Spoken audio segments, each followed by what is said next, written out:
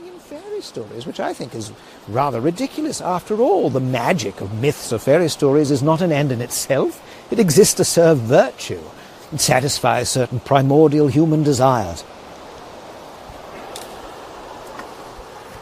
But myths are fiction. The stories they tell aren't true. They're lies and therefore worthless, even though breathed through silver.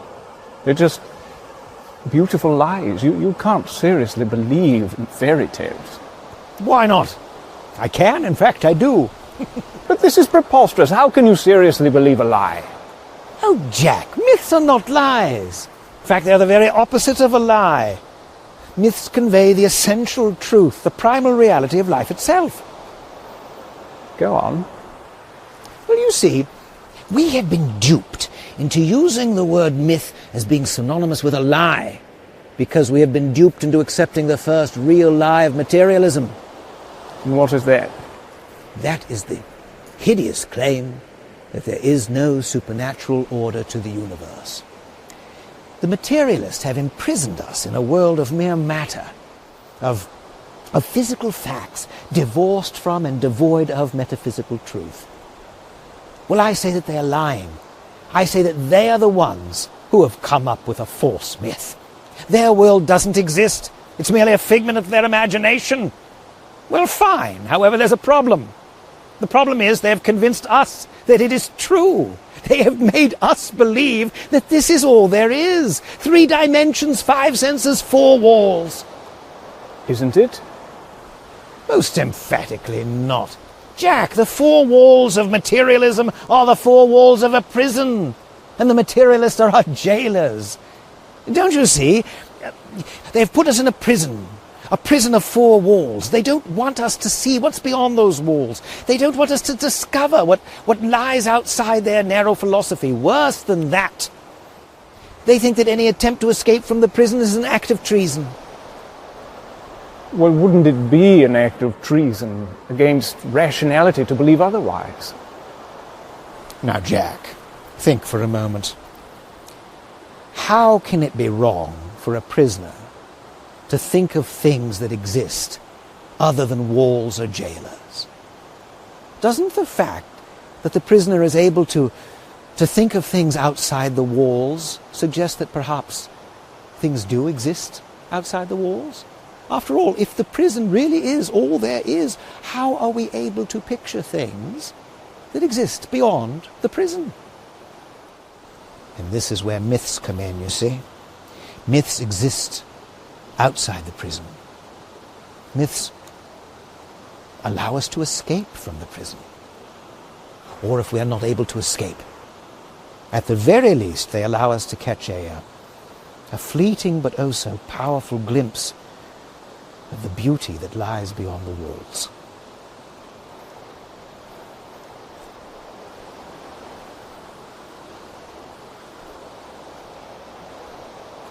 But what is it that we're meant to be glimpsing? Well, don't you see? The truth, Jack. Myths show us a fleeting glimpse of truth itself. Truth. Truth. What on earth is this truth that you're talking about? Quid est veritas? What is truth? I'm glad to see that you've entered into the spirit of the myth, Jack. You've just cast yourself into the role of Pilate. Pilate? Oh, I see. You're able to believe in the lesser myths because you've already accepted the big one. Once you accept the big myth, the lie of Christ, it's easy to accept the smaller ones. All right, Tollers, I'll play the role of Pilate. I'll wash my hands of the whole nonsense.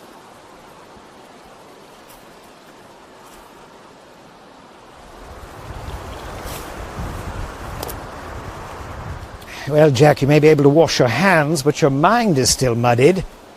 You're not thinking clearly at all, old chap. You're acting as if myths are mere arbitrary inventions of fiction, as if we pull them out of thin air. But what you don't understand is that we make things by the law in which we are made. We create because we are created. Creativity, imagination, is God's imageness in us. We tell stories because God is a storyteller. In fact, he is the storyteller. We tell our stories with words. He tells his story with history. The facts of history are his words, and providence is his storyline. Are you suggesting that all of history, that everything around us is all part of some divine myth? We are all part of his story. This very conversation is part of his story. But perhaps it isn't his story, perhaps it's only your story. How can you know that your story, the story that you believe, the Christian story, is any more real than the other stories? But don't you see, it isn't my story, it's his story. You're acting as if Christianity is one myth among many. It's not, it's the true myth. Christianity really happened. Jesus really existed, so did Pilate. And yet it is this true story that makes sense of all the other stories. It is the archetype. It is the story in which all the other stories have their source, and the story to which all the other stories point. It has everything. It has catastrophe and its opposite, what we might call eucatastrophe. It has the joy of the happy ending, the sudden joyous turn in the story that is essential to all myths. It has to a sublime degree this joy of deliverance, this evangelium, this fleeting glimpse of the real joy, to which all other joys are but a distant echo.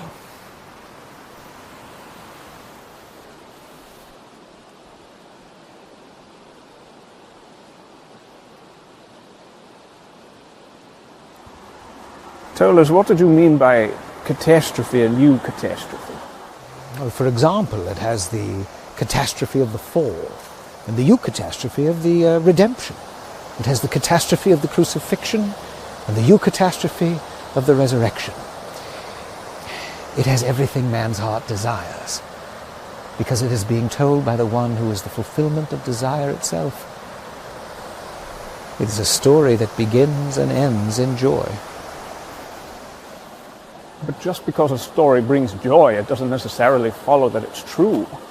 There are many joyful myths. They all seem rather flimsy to me and ring rather false. And yet this story has the inner consistency of reality. There is no tale ever told that men would rather find was true, and none which so many skeptical men have accepted as true on its own merits. Perhaps it's just a very well-written artifice. This story has the supremely convincing tone of primary art, not fiction, but of creation. And to reject this leads either to darkness or to wrath. And in my own life, it has led me from darkness to light.